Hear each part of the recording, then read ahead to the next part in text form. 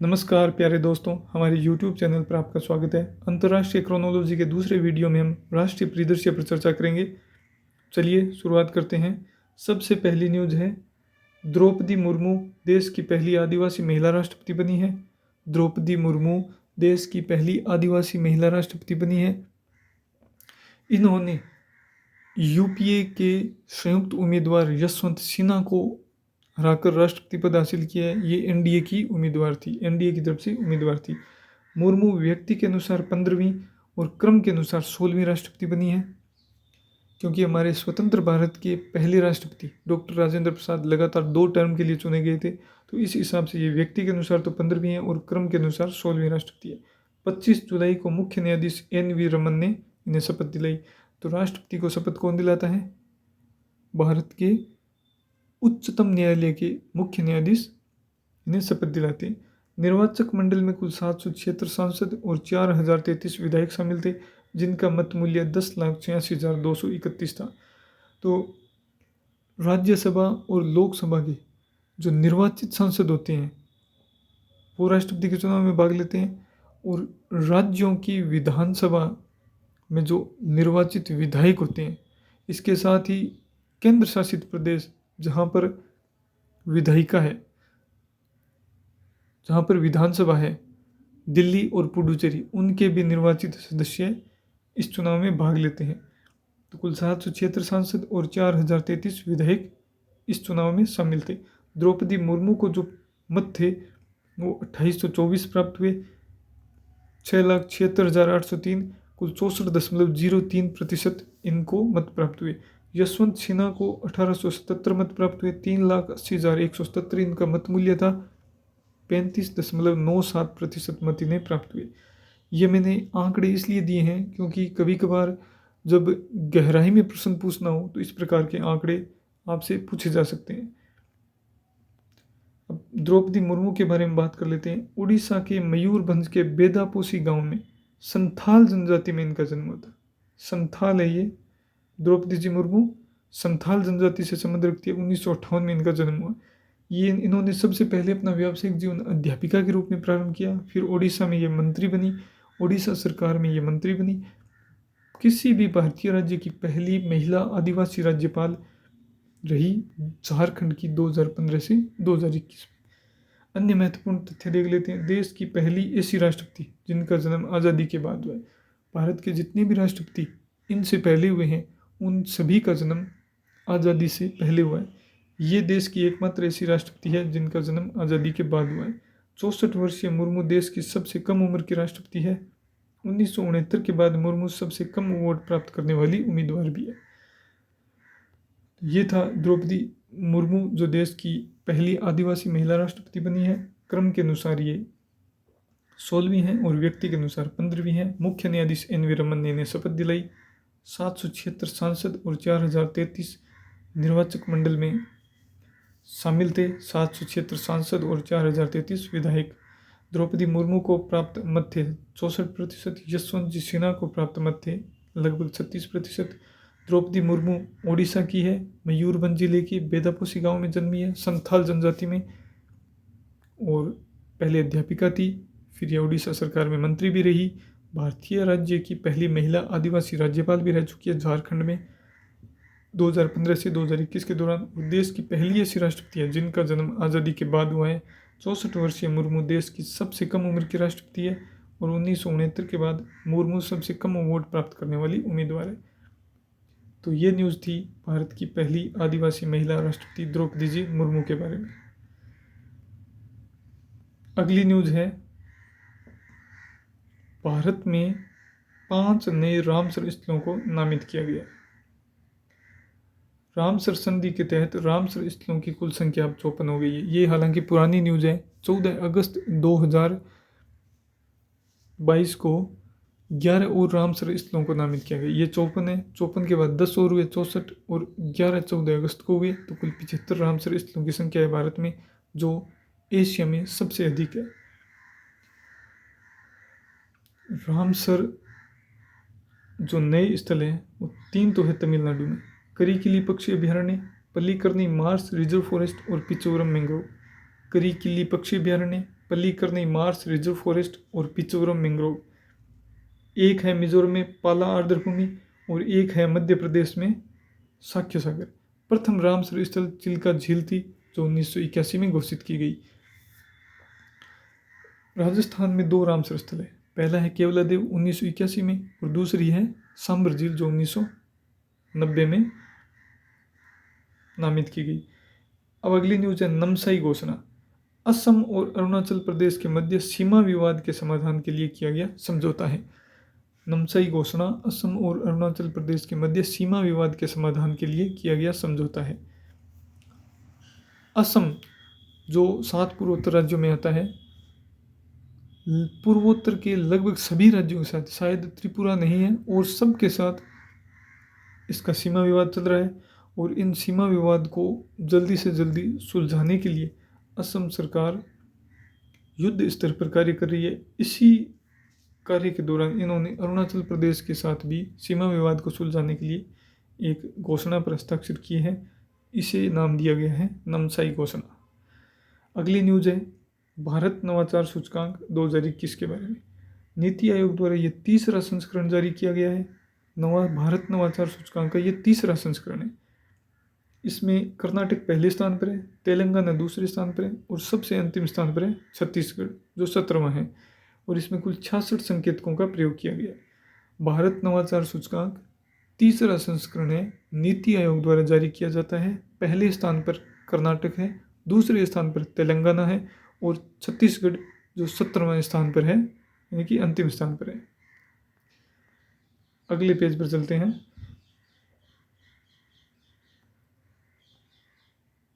Ramsar convention के बारे में यह दिया हुआ है। यूनेस्को द्वारा 1971 में स्थापित पर्यावरण संधि है जो कि ईरान के शहर रामसर में स्थापित हुई।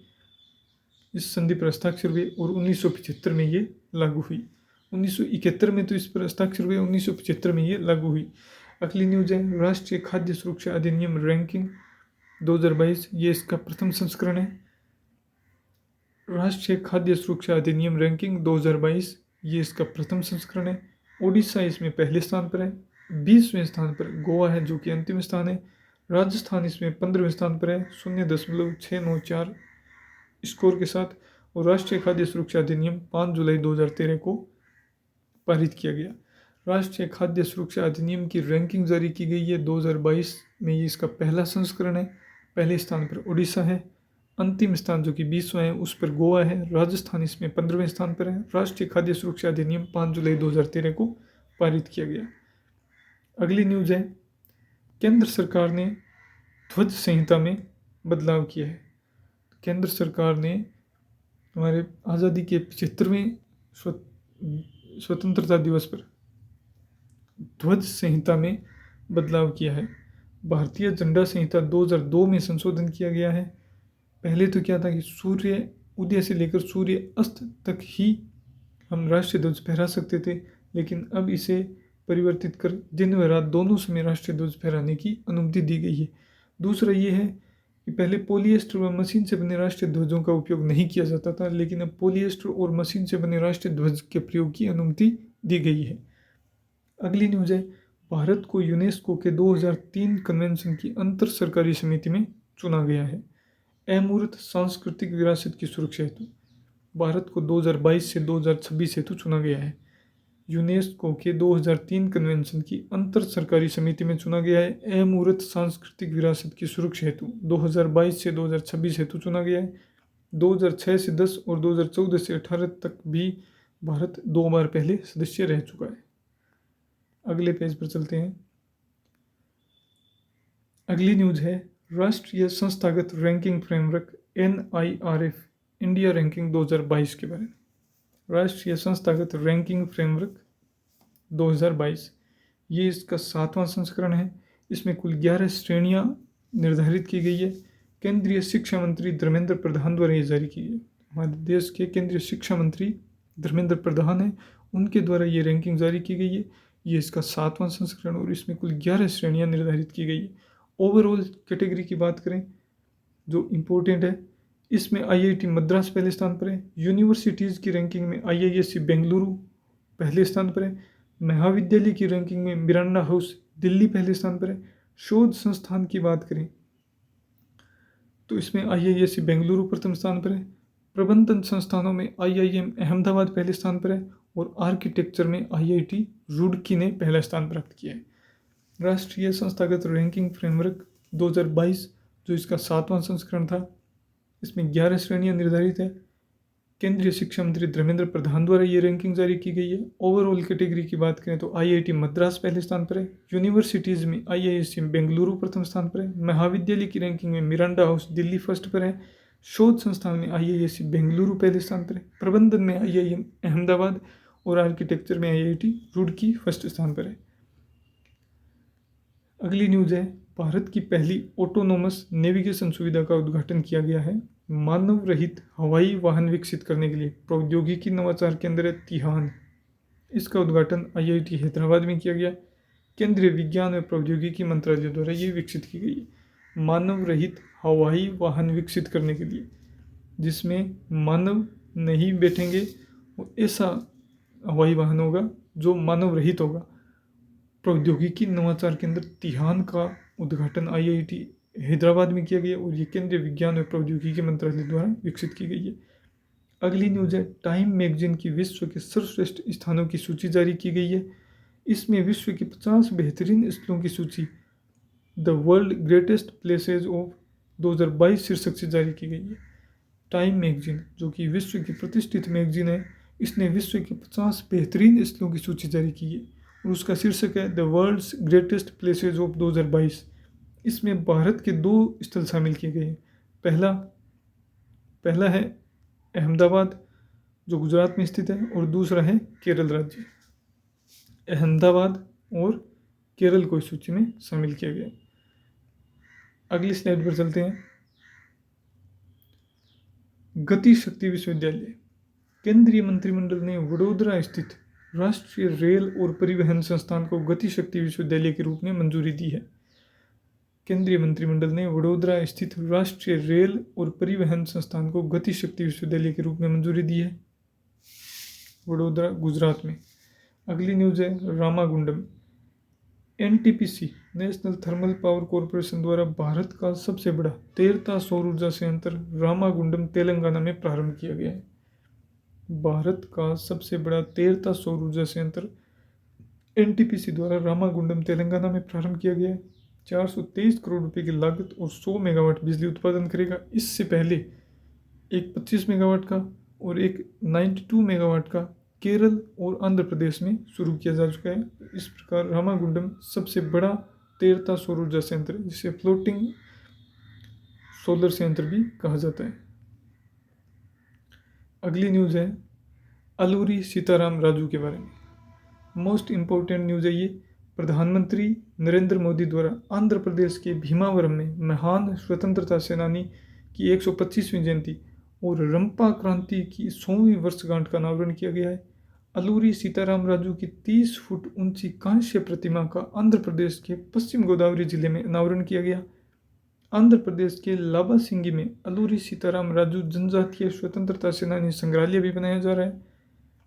प्रधानमंत्री नरेंद्र मोदी द्वारा आंध्र प्रदेश के भीमावरम में महान स्वतंत्रता सेनानी की 125वीं जयंती और रंपा क्रांति की 100वीं वर्षगांठ का अनावरण किया गया। अलूरी सीताराम राजू की 30 फुट ऊंची कांस्य प्रतिमा का आंध्र प्रदेश के पश्चिम गोदावरी जिले में भी अनावरण किया गया। आंध्र प्रदेश के लाबासिंगी में अलूरी सीताराम राजू जनजातीय स्वतंत्रता सेनानी संग्रहालय बनाया जा रहा है। अगला फैक्ट है, 1897 में अलूरी सीताराम राजू का जन्म हुआ था। इन्होंने पूर्वी घाट क्षेत्र में जनजातीय समुदायों के हितों की रक्षा के लिए अंग्रेजों के खिलाफ उनकी लड़ाई लड़ी थी, जिसके लिए उन्हें याद किया जाता है। और उन्होंने 1952 में रंपा विद्रोह का नेतृत्व किया था। तो अब रंपा विद्रोह की 2022 में 100वीं वर्षगांठ है और अलूरी सीताराम राजू की 125वीं जयंती है। तो उस जयंती और 100वीं वर्षगांठ का प्रधानमंत्री नरेंद्र मोदी द्वारा आंध्र प्रदेश के भीमावरम में अनावरण किया गया। अलूरी सीताराम राजू को स्थानीय लोगों द्वारा मय्यम वीरुडू यानी कि जंगलों के नायक कहा जाता है। ये थी अलूरी सीताराम राजू के बारे में न्यूज़। इनकी मुख्य बात यही है कि आंध्र प्रदेश के भीमावरम में महान स्वतंत्रता सेनानी की 125वीं वर्षगांठ का 125वीं जयंती का अनावरण प्रधानमंत्री नरेंद्र मोदी द्वारा किया गया। अगली न्यूज़ है, व्हीकल लोकेशन ट्रैकिंग डिवाइस को इमरजेंसी रिस्पांस सपोर्ट सिस्टम से जोड़ने वाला भारत का पहला राज्य बना Himachal Pradesh. Vehicle location tracking device यानी कि कोई भी वाहन है उनकी लोकेशन को ट्रैकिंग करने वाला डिवाइस है, उसको इमरजेंसी रिस्पांस सपोर्ट सिस्टम से जोड़ने वाला भारत का पहला राज्य बना हिमाचल प्रदेश। अगली न्यूज़ है, स्टैच्यू ऑफ पीस। केंद्रीय गृह मंत्री अमित शाह ने जम्मू और कश्मीर की राजधानी श्रीनगर में श्री रामानुजाचार्य की स्टैच्यू ऑफ पीस का वर्चुअल अनावरण किया। तो ये अंतर्राष्ट्रीय क्रोनोलॉजी अगस्त माह का राष्ट्रीय परिदृश्य पूरा हुआ। एक बार रिवीजन कर लेते हैं। देश की पहली आदिवासी महिला राष्ट्रपति कौन बनी है? द्रौपदी मुर्मू। इन्होंने किसको हराया? यूपीए के उम्मीदवार यशवंत सिन्हा को हराया। और ये संथाल जनजाति की है। और इसमें क्या इम्पोर्टेंट है, क्रम के अनुसार 16वीं और व्यक्ति के अनुसार 15वीं राष्ट्रपति है। मुख्य न्यायाधीश इनको शपथ दिलाते हैं।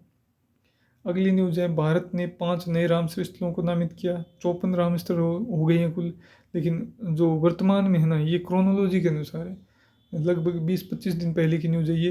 तो अब वर्तमान में 75 रामसर स्थल है। सबसे ज़्यादा तमिलनाडु में, और उसके बाद उत्तर प्रदेश में, राजस्थान में कौन कौन से हैं? सांबर और केवलादेव। नामसाई घोषणा का संबंध किससे है? असम और अरुणाचल प्रदेश से। भारत नवाचार सूचकांक इम्पोर्टेंट न्यूज़ है। नीति आयोग जारी करता है, पहले स्थान पर है कर्नाटक। अगली न्यूज़ है, राष्ट्रीय खाद्य सुरक्षा अधिनियम रैंकिंग, ये इसका पहला संस्करण है। पहले स्थान पर कौन है? ओडिशा। राजस्थान इसमें 15वें स्थान पर है। केंद्र सरकार ने ध्वज संहिता में बदलाव किया है। और भारत को यूनेस्को के 2003 कन्वेंशन की अंतर सरकारी समिति में चुना गया। राष्ट्रीय संस्थागत रैंकिंग फ्रेमवर्क इंडिया रैंकिंग 2022 जारी हुई है।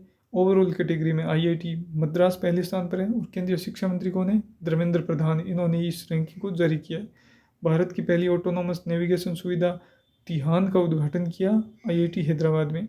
टाइम मैगजीन की विश्व के सर्वश्रेष्ठ 50 स्थलों की सूची में भारत के 2 स्थल हैं। कौन कौन से? एक अहमदाबाद और दूसरा केरल। अगली न्यूज़ है, गति शक्ति विश्वविद्यालय। राष्ट्रीय रेल और परिवहन संस्थान को, जो वडोदरा में, उसको गति शक्ति विश्वविद्यालय के रूप में मंजूरी दी है। रामागुंडम तेलंगाना में है। भारत का सबसे बड़ा तेरता सौर ऊर्जा संयंत्र है। 100 मेगावाट का एनटीपीसी द्वारा प्रारंभ किया गया है।